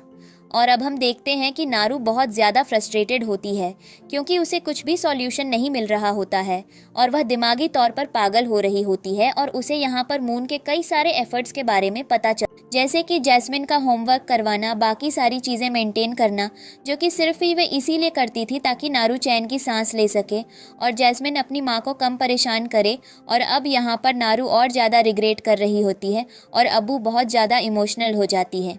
अब वह कहती है अब वह क्या करे, कैसे उस बच्ची को जाकर बचाए। लेकिन तभी उसके दिमाग में मून का बताया हुआ एड्रेस आता है, जिससे उसे एक आइडिया मिलता है कि मून कहाँ पर होगी और वह समझ जाती है कि उसे कहाँ जाना है और कैसे जाकर मून को प्रोटेक्ट करना है। अब वह सीधा मून की माँ के गांव में जाती है, जहाँ पर वह गांव के हेड और चेंग से मिलती है। चेंग के हाथ में कई सारे बैग होते हैं पैसों के, जो कि वह किडनैपर्स को देने जा रहा होता है क्योंकि उन्होंने इतने सारे पैसों की डिमांड की होती है। पर नारू को समझ नहीं आता वह चेंग को क्या एक्सप्लेन करे और चेंग को वह वहाँ से जाने देती है। लेकिन वह सिटी ब्लेड से बात करती है और कहती है, आपको पता है कि यहाँ पर कोई ऐसी फैक्ट्री है जिसे कई सालों पहले बंद कर दिया गया हो। जिस पर नारू जवाब देती है कि मुझे बताइए, जिस पर विलेज हेड उसे बताता है कि ऐसी ही कोई फैक्ट्री थोड़ी दूरी पर है, वहाँ पर वह सारा सामान रखा हुआ है जिसके बारे में तुम बता रही हो। और जिसको सुनते ही नारू वहाँ से चली जाती है। और यहाँ पर हम देखते हैं कि विलेज हेड इतना ज़्यादा स्मार्ट होता है, वह अपने लोगों से कहता है उसे पता चल चुका है कि मून कहाँ पर है। इधर हम देखते हैं कि नारू उस जगह पर पहुँच जाती है जहाँ पर उन लोगों ने मून को बुरी तरह से बांध रखा होता है। वह पीछे से उन्हें देख रही होती है और अब वे लोग मून को वहां पर अकेला छोड़कर चले जाते हैं। और इधर नारू पिंजरे से कूदकर उसे बचाने के लिए चली जाती है, लेकिन उनके किडनैपर्स को नारू की गाड़ी दिख जाती है और वे एक्साइटेड हो जाते हैं कि क्या बात है, एक साथ दो दो शिकार करने को मिलेंगे। और इनसे ज़्यादा एक्साइटमेंट की बात उनके लिए कुछ भी नहीं होती। और यहाँ पर हम देखते हैं कि जो नारू होती है वह मून को बचाने के लिए आ जाती है और उसे कहती है, तुम्हें डरने की ज़रूरत नहीं है, मैं हूँ तुम्हारे साथ। बहुत जल्दी से मून के हाथ पैर खोल देती है और उसे वहाँ से ले जाने लगती है। लेकिन तभी वहाँ पर वे किडनैपर्स आ जाते हैं और कहते हैं, इतनी आसानी से नहीं, मैंने तुम्हें जाने दूंगा। तुमने क्या सोचा हम पागल हैं? हमने इतनी मेहनत सिर्फ इसीलिए की है कि तुम एक झटके में आकर इस लड़की को बचाकर यहाँ से ले जाओ? बिल्कुल भी नहीं, अभी तो कहानी में ट्विस्ट आना बाकी है। यहाँ पर हम देखते हैं कि मून और नारू एक दूसरे की तरफ देख रहे होते हैं, जिस पर नारू मून से कह रही होती है, तुम यहाँ से जल्दी से भाग जाओ, इन लोगों को मैं देख लूँगी। और यहाँ पर मून नारू से कह रही होती है कि वह अकेले नहीं जाएगी, वह नारू को साथ में लेकर जाएगी। और अब हम देखते हैं कि वे जो किडनैपर्स होते हैं वे मून और नारू को मारने के लिए आगे बढ़ रहे होते हैं। इन्हें नहीं पता होता है कि इन्हें क्या करना है, क्योंकि ये दोनों बहुत ज़्यादा घबराए हुए होते हैं और यहाँ पर वे जो किडनैपर्स होते हैं वे बस उन्हें मारने की फिराक में ही होते हैं। और यहाँ पर हम गांव के बाकी के लोगों को देखते हैं जो उस जगह पर पहुँच जाते हैं, जिस पर जो वह ओल्ड मैन होता है और उसका ग्रैंडफादर वह विलेज हेड से पूछता है, तुम्हें कैसे पता कि मून यहीं पर है? जिस पर विलेज हेड कहता है, वह सारे सवालों के जवाब मैं बाद में दूंगा, पहले तो मुझे यह बताओ कि मून का उसकी सौतेली माँ नारू के साथ कैसा रिश्ता था। जिसको सुनते ही सबको शक हो जाता है कि यह सब कुछ उसकी सौतेली माँ नारू ने किया है। और यहाँ पर ओल्ड मैन कहता है, मुझे तो पहले से ही शक था कि वह कुछ न कुछ कर रही होगी। इधर हम देखते हैं कि वे जो किडनैपर्स होते हैं वे मून और नारू पर अटैक करने जा रहे होते हैं, पर मून अपनी माँ को बचा लेती है, उनके बीच में आ जाती है और उसका जो अटैक होता है वह अपने ऊपर ले लेती है। अब वह मरने वाली होती है, उसके मुंह से खून निकल रहा होता है और वह कह रही होती है कि उसने अपनी माँ को इस दुनिया से जाते हुए देखा है, पर वह जैस्मिन को अपनी माँ को खोते हुए नहीं देखना चाहती थी। और यहाँ पर अब नारू क्या हाथों में होती है, लेकिन वे जो किडनैपर्स होते हैं वे नारू को मारना बंद नहीं करते हैं और वे उसे भी बहुत बुरी तरह से इंजर्ड कर देते हैं। और जब वे अपना आखिरी अटैक करने जा रहे होते हैं तभी वहाँ पर गांव के सभी लोग आ जाते हैं और उनमें से एक किडनैपर तो वहाँ से भाग जाता है, पर जो एक किडनैपर होता है वह मून को गोद में ले लेता है और उसकी गर्दन पर चाकू रख देता है और गांव वालों को डराने लगता है कि अगर तुम लोगों की हिम्मत है तो बीच में आकर दिखाओ, मैं इस लड़की को मार दूंगा। अब चेंग सब कुछ सुलझाने की कोशिश करता है। वह आदमी से कहता है, मेरी बेटी को हाथ मत लगाना, तुम्हें जितने पैसे चाहिए जो चाहिए मैं तुम्हें दे दूंगा। लेकिन हम देखते हैं कि उसने मून की गर्दन पर चाकू रख रखा होता है और वह बस अटैक करने ही वाला होता है कि तभी पीछे से गांव की एक आंटी आकर मून को बचा लेती है और वह आदमी के ऊपर बुरी तरह से अटैक करती है और कहती है, अभी भी गांव की घी में बहुत ज़्यादा ताकत है, इसलिए वह सिटी के लोगों को आसानी से हरा सकती है। अब उसे गिरने पर पुलिस वाले पकड़ लेते हैं, पर चेंग सीधा मून के पास आता है। नारू बेहोश होकर पड़ी होती है। चेंग कहता है, तुम ठीक हो ना मून? मून कहती है, मैं ठीक हूँ। विलेज के सभी लोग उससे पूछ रहे होते हैं, क्या तुम ठीक हो? और इन्हें सब कुछ एक एक करके जवाब दे रही होती है, लेकिन तभी वह थोड़ी देर में चेंग की गोद में ही बेहोश हो जाती है। और यहाँ पर हम देखते हैं कि सब उसे लेकर यहाँ से भागने लगते हैं कि पता नहीं उन लोगों ने इसके साथ क्या कर दिया है जो यह अचानक से बेहोश हो गई है। सबको डर होता है कि मून बस सही सलामत रहे, उसको कुछ भी न हो। और इसलिए अब हम देखते हैं कि चेंग अब मून को घर ले आता है। इधर नारू भी घर आ जाती है, सारे फैमिली मेंबर्स एक साथ खड़े होते हैं। इधर डॉक्टर बताता है कि मून की बैक पर इंजरी है, उसे रेस्ट करने दो, वह ठीक हो जाएगी। इधर नारू को भी होश आ जाता है और यहाँ पर नारू को पता होता है कि चेंग को पता है कि उसने ही मून को किडनैप करवाया है, पर वह उससे फिर भी कुछ नहीं कह रहा है। जिस पर चेंग जवाब देता है, क्योंकि मैंने तुम्हें मून को बचाते हुए देखा नारू था और मुझे लग रहा है कि तुम कहीं ना कहीं बदल गई हो। जिसको सुनकर नारू को अच्छा लगता है और यहाँ पर वह नारू की बैक की तरफ देखता है जहाँ पर डॉक्टर बताता है कि इसकी स्किन में इन्फेक्शन हो गया है इतनी ज़्यादा चोट और मार खाने की वजह से। जिस पर अब वह नारू को मेडिसिन देता है और कहता है, इसको अपनी स्किन पर लगाते रहना, बिल्कुल ठीक हो जाएगा। जिस पर नारू तैयार हो जाती है। लेकिन तभी पीछे से चेंग के फादर आ जाते हैं और कहते हैं, बहुत हुआ तमाशा तुम दोनों का। और वह नारू की तरफ देखते हैं और कहते हैं, हमें बाकी सारे विक्टिम्स के बारे में पता चल गया है, बस एक ही विक्टिम रह गया है। और वह नारू की तरफ इशारा करते हैं और चेंग से कहते हैं, तो मैं पता है उसके साथ इतनी ज़्यादा प्रॉब्लम जो फैमिली में हो रही थी और इंजन सब चीज़ों से सफ़र कर रही थी। उसके ऊपर इल्ज़ाम लगाए जा रहे थे कि उसने घर में चोरी की है या उसने जैस्मिन को नुकसान पहुंचाने की कोशिश की है। इन सब चीज़ों के पीछे वही थी। ये सुनकर चेंग को बहुत ज़्यादा बुरा लगता है और वह बोलता है, क्या सच में नारू ये सब कुछ तुमने किया? और उसे वह इंसिडेंट याद आता है जहाँ पर एक एग्जीबिशन में नारू ने मून को फंसाने के लिए उसके बैग में एक्सपेंसिव नेकलेस डाल दिया था। और वह बोल रहा होता है कि उस मोमेंट पर मैंने तुम्हें सिर्फ इसलिए बचाया था नारू, क्योंकि तुम मेरी डॉटर की मदर थी। लेकिन यह क्या तरीका हुआ? तुमने अपनी एक बेटी का फ्यूचर बनाने के लिए मेरी दूसरी बेटी को बर्बाद करने की कोशिश की। मैं तुम्हें कभी माफ़ नहीं करूँगा। और अब वह नारू से डिवोर्स लेने की बात करता है और कहता है, मैं तुम्हारी जैसी घटिया लड़की के साथ नहीं रह सकता हूँ, हम बहुत जल्दी डिवोर्स ले लेंगे।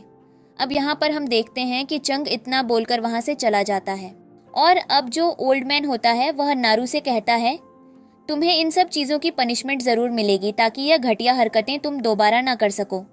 और वह अब नारू को उसी गांव में अकेला छोड़कर जाने की बात करता है। तब तक वहां पर जैस्मिन आ जाती है, जो अपने ग्रैंड पेरेंट्स से लड़ने लगती है कि वह अपनी मदर के बिना नहीं रह सकती है। लेकिन उसके ग्रैंड पेरेंट्स उसके घर की नौकरानी से कहते हैं कि जैस्मिन को यहाँ से ले जाओ, और उसकी मॉम को उससे दूर कर दिया जाता है और वह बुरी तरह से रो रही होती है।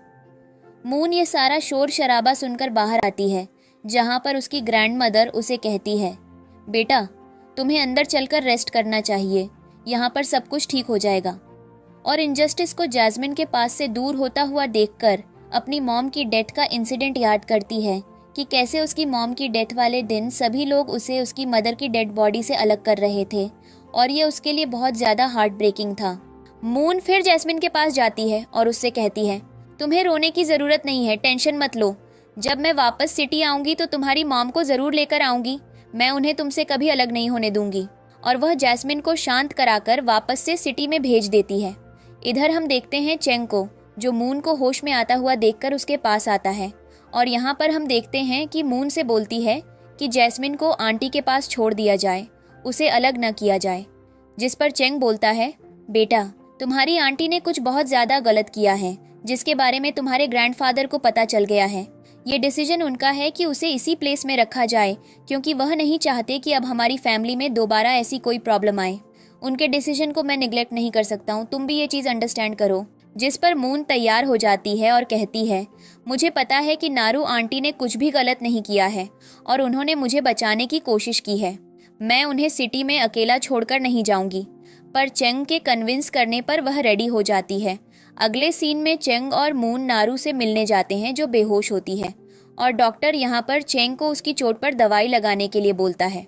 लारी दवाई नरू की चोट पर लगाता है और उससे कहता है, अपना ध्यान रखना, पर मुझे मिसअंडरस्टैंड मत करना। तुम्हारी इंजरी हो रखी थी, तुमने कहीं ना कहीं मेरी डॉटर को बचाने की कोशिश की है, और मैं इन सब चीज़ों के लिए तुम्हारा बहुत ज़्यादा एहसानमंद हूँ, और मैं उसी एहसान के चक्कर में तुम्हारे ऊपर यह आखिरी एहसान कर रहा हूँ। अगली बार से तुम मेरे बच्चों और सबसे दूर रहोगी। मैं नहीं चाहता कि तुम्हारे जैसी लड़की का असर मेरी किसी भी बेटी पर पड़े। और यह सुनते ही नारू का रोना निकल जाता है। और यहाँ पर हम देखते हैं कि मून अब नारू के पास आती है, पर नारू उससे बात नहीं कर रही होती है। और इधर अब आखिरी समय आ जाता है, जहाँ पर चेंग अब मून को वापस सिटी में ले जा रहा होता है, और वह उसे समझा रहा होता है कि सब कुछ ठीक हो जाएगा। लेकिन इधर वह जो किडनैपर होता है, उसे अभी तक पकड़ा नहीं गया होता है, और उसकी नज़र अब मून के ऊपर होती है। वह चेंग से बोलती है कि जाकर वह गाड़ी का इंतज़ाम करें, मैं अंदर से अपनी और अपनी मॉम की फ़ोटो लेकर आती हूँ। जैसे ही मून अंदर जाती है अपनी और अपनी मॉम की फ़ोटो लेने के लिए, वह किडनैपर पीछे से आ जाता है। इधर चेंग ब्लेज हेड से मिलने जाता है और विलेज हेड चेंग से बोलता है, हम तुम्हें ढूंढ रहे थे, हमें पता चला है कि एक किडनैपर अभी भी गायब है, और वह शायद कुछ न कुछ प्रॉब्लम ज़रूर क्रिएट करेगा। इसलिए हमें मून को अकेला नहीं छोड़ना है, क्योंकि माहौल बहुत ज़्यादा कॉम्प्लिकेटेड है। और यह सुनते ही अब चेंग टेंशन में आ जाता है। इधर हम देखते हैं कि वह जो किडनैपर होता है वह घर तक पहुंच जाता है, जहां पर मून होती है, और वह पीछे से जाकर घर का दरवाज़ा लॉक कर देता है और मून को अंदर ही बंद कर देता है। और लॉक करने के बाद वह वहां पर केरोसिन ऑयल लगाने लगता है ताकि मून इस आग में जलकर मर जाए। यहाँ पर हम देखते हैं कि नारू जो घर से उठकर आती है, यह देखने के लिए कि मून यहाँ से गई है या नहीं, उसे वहाँ पर वही किडनैपर नज़र आता है, और वह पीछे से एक डंडा उठाती है और गिराकर उसके सर पर मारती है। और उसे अंदर से मून की आवाज़ सुनाई देती है। वह अंदर से कहती है, बेटा तुम घबराना मत, मैं तुम्हें बाहर निकाल रही हूँ। लेकिन तब तक उस किडनैपर को होश आ जाता है, और वह यहाँ पर नारू को भी अंदर लॉक करके केरोसिन ऑयल डालने लगता है, और वह बाकी सारी लकड़ियाँ गिराकर अंदर आग लगाने लगता है। अब यहाँ पर ये दोनों मौत की आग में झुलसने के लिए तैयार हो जाते हैं। इन्हें नहीं पता होता है कि आज ये जिंदा वापस घर जा पाएंगे या नहीं। और यहाँ पर अब ये एक दूसरे से बातें करना शुरू करते हैं। यहाँ पर नारू मून को शांत करती है और उससे कहती है, बेटा कुछ भी नहीं हुआ है, मैं हूँ तुम्हारे पास में, तो मैं संभाल लूंगी। इधर मून नारू से बोल रही होती है कि तुम ठीक हो ना आंटी, तुम संभल के रहो, मैं अंदर से हूँ, मेरी फिक्र मत करो। और तभी वह अपने बैग से एक रूमाल और एक बोतल निकालती है जिसके अंदर थोड़ा पानी होता है, और वह बोतल से पानी निकालकर अपने ऊपर डालकर अपने मुंह पर लगा लेती है। इधर हम देखते हैं कि गांव की एक औरत को अजीब सी बदबू आ रही होती है। उसे लग रहा होता है कि आसपास कुछ जल रहा है, इसलिए वह भागकर चेक करने जाती है तो उसे पता चलता है कि मून का घर बुरी तरीके से आग में जल रहा है। देखते हैं कि चंग उस आदमी से मिलने जाता है जिसने मून को किडनैप किया होता है और उसे पता चलता है कि उसने गलत आदमी को देखा। नारू है या वह आदमी नहीं है, वह कोई और था। और यहाँ पर हम देखते हैं कि उन लोगों को एहसास होता है कि उन्हें बेवकूफ़ बनाया गया है और तभी उनके पास खबर आती है कि गांव में कहीं बहुत बुरी तरीके से आग लगी हुई है। इसे सुनकर विलेज हेड बहुत ज़्यादा टेंशन में आ जाता है और वह कहता है ये सब कुछ उसकी वजह से हुआ है, उसे थोड़ी बहुत फिक्र करनी चाहिए थी। अब उसकी वजह से आज मासूम बच्चे जल रहे होंगे। इधर हम देखते हैं कि मून और नारू आपस में जो फंसे हुए होते हैं और यहाँ पर नारू बहुत ज़्यादा फिक्र में होती है कि वह मून को कैसे बचाए। इधर मून भी फिक्र में होती है कि वह नारू को कैसे बचाए और वे बार बार एक दूसरे को समझा रहे होते हैं। नारू उससे कहती है टेंशन मत लो, हमें कोई ना कोई बचाने के लिए आ जाएगा, तुम बस अपना ध्यान रखो। जिस पर मून कहती है आंटी मैंने अपना ध्यान रख रखा है, पर आप प्लीज़ खुद को प्रोटेक्ट कीजिए, मैं आपको ऐसे जलते हुए नहीं देख सकती हूँ। इधर हम देखते हैं कि चंगमून के घर की तरफ भागा हुआ आता है और देखकर रोने लग जाता है। वह विलेज हेड से कहता है हमें जल्दी से पुलिस को बुलाना चाहिए या फायर ब्रिगेड को बुलाना चाहिए। जिस पर विलेज हेड उसे बताता है कि यहाँ की सड़कों की हालत बारिश की वजह से इतनी ज़्यादा ख़राब हो चुकी है कि न पुलिस आ पाएगी न कोई और, इसलिए हमें खुद ही आग बुझानी पड़ेगी और अपने लोगों को खुद ही बचाना पड़ेगा। यह हर साल का यहाँ का नियम है, यहाँ पर कभी भी कोई समय पर नहीं आता। अब चेंग को नहीं समझ आता वह क्या करे, क्योंकि उसकी बेटी और उसकी पत्नी दोनों अंदर फंसी हुई होती हैं। तभी उसे पीछे से एक आवाज़ आती है जहाँ पर मून बोलती है डैड मैं बिल्कुल सुरक्षित हूँ, आप बस नारू आंटी को बचाओ, वह अंदर फंसी हुई है। और इधर नारू पीछे से आवाज़ लगाती है कि चेंग मैं बिल्कुल ठीक हूँ, तुम बस चंद्रमा को बचाओ, मुझे नहीं चाहिए कि वह इस आग में जलकर तड़प तड़प कर मर जाए। जिस पर चंग नारू से बोलता है तुम क्या कर रही हो, क्या यह आग तुमने लगाई है। जिस पर नारू बोलती है तुम्हारा दिमाग खराब है, मैं यहाँ पर मून से मिलने आई थी और जब मैं अंदर की तरफ आई तो मैंने देखा कि वह यहाँ पर नहीं है और उसे अंदर किसी किडनैपर ने लॉक कर दिया है और वह वहाँ पर मिट्टी का तेल लगा रहा होता है। इधर गांव वालों ने उस किडनैपर को पकड़ लिया होता है और उससे पूछताछ कर रहे होते हैं कि आखिर उसने ऐसा क्यों किया, लेकिन वह किडनैपर कुछ भी जवाब नहीं दे रहा होता है। अब इधर चेंग को समझ आ जाता है कि उसे क्या करना है और वह बस गांव वालों से कहता है कि आप लोग लगातार पानी फेंकते रहिए, मैं इस जगह को देखता हूँ। अब हम देखते हैं कि गांव वाले थोड़ा थोड़ा लाकर पानी फेंक रहे होते हैं, पर आग बढ़ती जाती है। उन्हें एहसास हो जाता है कि उनके इतने पानी फेंकने से इस आग पर कोई असर नहीं होगा, उन्हें अब और ज़्यादा मदद की ज़रूरत होगी। यहाँ पर हम देखते हैं कि विलेज हेड चेंग को बताता है कि अब हम इस जगह से सिर्फ एक ही इंसान को बचा सकते हैं और यह बात नारू और मून दोनों सुन लेते हैं। इधर मून कहती है डैड मुझे छोड़कर आप बस आंटी को बचा लीजिए, मैं नहीं चाहती हूँ कि जैस्मिन अपने बिना माँ के रहे। आंटी ने मेरी बहुत मदद की है, पहले भी उन्होंने मुझे प्रोटेक्ट करने की कोशिश की है। और इधर हम देखते हैं कि नारू बोलती है कि मैंने इस छोटी सी बच्ची के साथ बहुत ज़्यादा जुर्म किया है, मुझे छोड़कर आप प्लीज़ इसे बचा लीजिए। अब यहाँ पर माहौल बिगड़ता जाता है, उन्हें नहीं समझ आता कि वह दोनों क्या करें और टेंशन बढ़ती जाती है। जिस पर अब विलेज हेड कहता है मुझे पता है कि इस घर के पीछे एक दरवाज़ा है, क्यों ना हम उधर से चलें। और हम देखते हैं कि विलेज हेड चेंग को घर के पीछे वाले दरवाजे से ले जाता है, जहां पर वह अंदर जाकर देखता है तो मून वहीं पर होती है और विलेज हेड को चेंग मून को बाहर ले जाने के लिए बोल देता है। और उसके बाद उसके पीछे वाले दरवाजे पर नारू होती है, लेकिन जैसे ही वह नारू को बचाने जाता है उसे दरवाजे से बहुत तेज़ लपटें आने लगती हैं। जिस पर विलेज हेड कहता है मैंने तुम्हें समझाया है, हम एक ही इंसान को बचा सकते हैं। और अब हम देखते हैं कि चंगमून को लेकर बाहर आ जाता है, पर वह अंदर नारू को तड़पता हुआ नहीं देख सकता था और नारू यहाँ पर उन सब से गुड बाय बोलने लगती है। तभी मून अपने किसी गाँव के मेंबर से फ़ोन लेकर नारू को कॉल करती है और उसे कहती है आंटी बस आप थोड़ा सा इंतज़ार करें, सब ठीक हो जाएगा।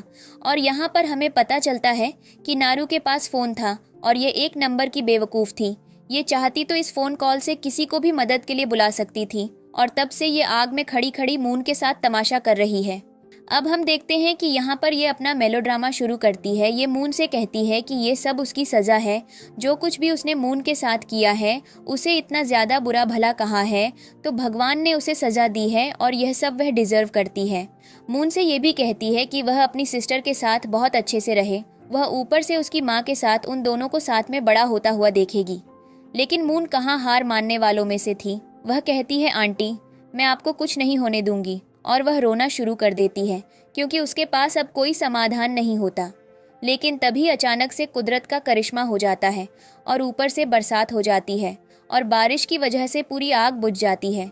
इससे अब यह लोग बहुत ज़्यादा खुश हो जाते हैं कि इन्हें नेचर ने सपोर्ट किया है। और हम देखते हैं कि जैसे ही आग बुझती है, चंग अंदर से जाकर नारू को बाहर निकाल कर लाता है। अब यहाँ पर मून और नारू एक दूसरे को गले लगाते हैं और कहते हैं सब ठीक है।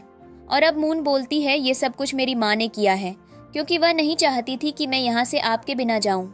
नारू बोलती है, आज से तुम भी मुझे अपनी माँ बुला सकती हो। मैं तुम्हारी भी उतनी ही माँ हूँ जितनी मैं जैस्मिन की हूँ। तुम भी मेरे लिए उतनी प्यारी हो जितनी जैस्मिन। तभी वहाँ पर ग्रैंड पेरेंट्स आ जाते हैं और कहते हैं, आखिर यहाँ पर क्या हुआ था? ये सब कुछ फिर से नारू ने नहीं किया है ना? जिस पर चेंग सारी सच्चाई बताता है और उन्हें पछतावा होता है। यहाँ पर नारू सबसे माफ़ी मांगती है कि उसकी वजह से मून को इतनी ज़्यादा परेशानी हुई। और अब हम देखते हैं कि वे दोनों एक दूसरे से वादा करते हैं और अब ये पूरी एक हैप्पी फैमिली हो जाते हैं। यहाँ पर विलेज हेड भी खुश होता है कि अब मून को एक हैप्पी फैमिली मिल गई है। नेक्स्ट सीन में हम मून को नारू, जैस्मिन और उसके फादर के साथ उसकी माँ के पास देखते हैं, जहाँ पर ये लोग उन्हें थैंक यू बोल रहे होते हैं और उनसे कह रहे होते हैं कि उनकी वजह से उनकी फैमिली में इतनी अच्छी बेटी आई है। और इसके अगले सीन में हम देखते हैं कि यह सब लोग ग्रैंडफादर का बर्थडे सेलिब्रेट कर रहे होते हैं, जहां पर अब जैस्मिन और मून ग्रैंडफादर को अच्छी विश देते हैं और उन्हें लंबी उम्र की दुआएं देते हैं। और यह सब लोग साथ में एक प्यारा सा बर्थडे सेलिब्रेट करते हैं, जिस पर नारू सबसे प्रॉमिस करती है कि वह आज के बाद मून को कभी भी परेशान नहीं करेगी। और इसी हैप्पी फैमिली मोमेंट के साथ इस ड्रामा की हैप्पी एंडिंग हो जाती है।